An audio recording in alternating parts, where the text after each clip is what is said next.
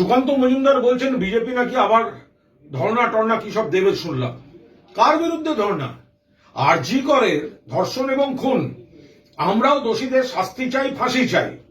মমতা বন্দ্যোপাধ্যায় বলেছেন, অভিষেক বন্দ্যোপাধ্যায় বলেছেন, দল বলেছে। 24 ঘন্টার মধ্যে গ্রেফতার কলকাতা পুলিশ করেছে। এখন তদন্ত করছে সিবিআই, মামলা দেখছে সুপ্রিম কোর্ট। এ রাজ্যে কিসের ধর্ণা, কিসের কর্মসূচি?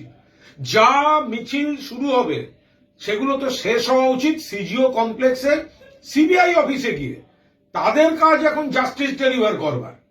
আর বিজেপি শাসিত রাজ্যগুলোতে গত পরশু অসমে গণধর্ষণ, মহারাষ্ট্র, উত্তরাখণ্ড, ওড়িশা, বিজেপি তার বন্ধুরা উন্নাও, হাতরাস, প্রয়াগরাজ, সাক্ষী মালিক, তাদের গোষ্ঠী, ওপাশে গুজরাটের বিলকিস, মধ্যপ্রদেশ, এগুলো ছেড়ে দিলাম মণিপুর।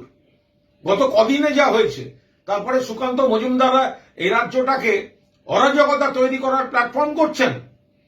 কি চান আপনারা? ব্যাকডোর দিয়ে কিভাবে কেন্দ্রকে নাক গলাতে দিতে পারেন তার রাজনীতি। আপনাদের দায়িত্ব সিবিআই কে দিয়ে ফয়সালা করার, সেটা থেকে নজর ঘোরাতে আপনারা এই ধরনের কাজ করছেন। আমরা পরিষ্কার বলে দিচ্ছি, যদি দাবি হয় জাস্টিস ফর আরজি কর, তোমার আমার একই স্বর। যদি দাবি হয় রিজাইন মমতা, তাহলে ময়দানে সুকান্ত বাবু বুঝে নেবে জনতা।